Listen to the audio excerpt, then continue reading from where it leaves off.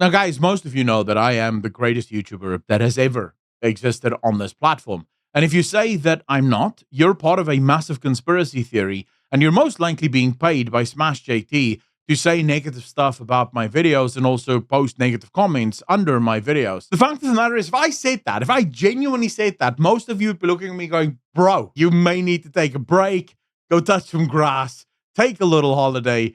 Things are not going too well. What if I told you that that actually happened? Nice job, team. Well, no, I didn't say this, and no YouTuber said this, although there might have been YouTubers that have said that in the past. But no, this was from an actual game studio. The studio in question here is Build a Rocket Boy, and they're the developers behind the smash hit.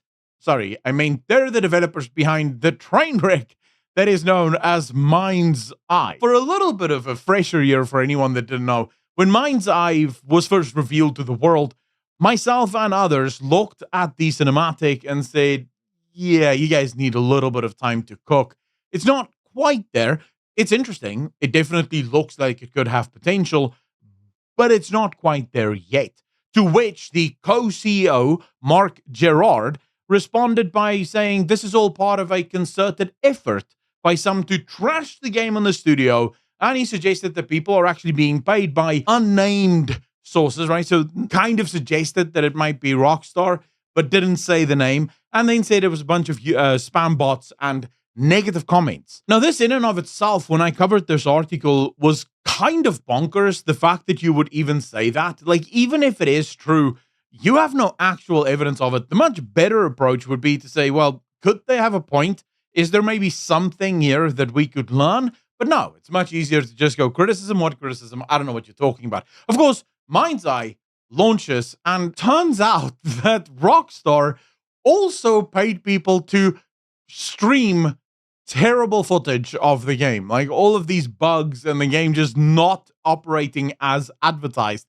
That was all part of Rockstar's conspiracy. And I'm starting to believe that the co-CEO may have been onto something, because I don't imagine anyone would release a game in this state. Of course, MindsEye releases to a peak of 3,300 players. That already should tell you everything you need to know. Before people even knew that the game was completely broken and bonkers, the game couldn't even garner a measly 100,000 players. All of that criticism prior to the game launching may not have been wrong.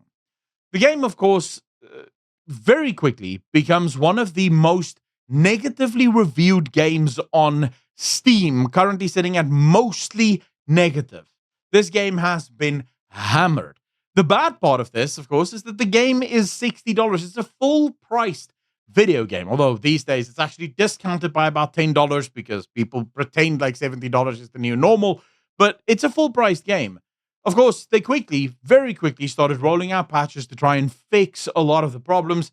It wasn't fixable. This game is broken to the core. In fact, people who were sponsored that was supposed to play this game literally couldn't, because they couldn't actually get into the game. That's how bad it was. And now, after everything, we have layoffs. That's right, ladies and gentlemen.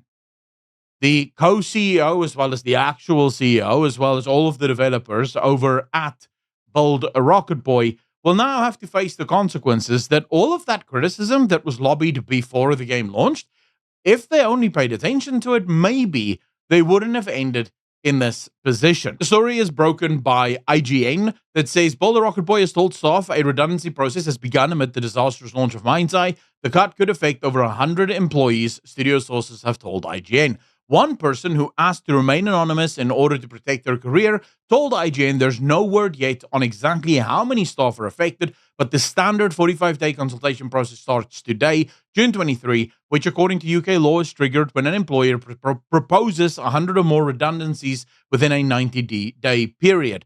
IGN understands Build a Rocket Boy currently has around 300 UK employees, with around 200 abroad. It does appear, however, as if the CEO and the studio is still committed to MindsEye. They still believe that this game can actually be a great game, and I do have to agree with them. The game has potential. There's definitely something there. The problem, of course, is that it's just layered under tons and tons of muck and nonsense, and you're gonna have to carve it out and finally clean it, and hopefully a diamond in the rough can emerge. Hopefully, in a few years from now, I can report that this game has finally made a massive comeback and is now actually worth playing. As of right now, the studio is in a very tough position, and it does appear as if many people will be losing their jobs, which is so sad because more competition, specifically in the sort of GTA-esque kind of market, would actually have been a fairly good thing. Anyways, thank you.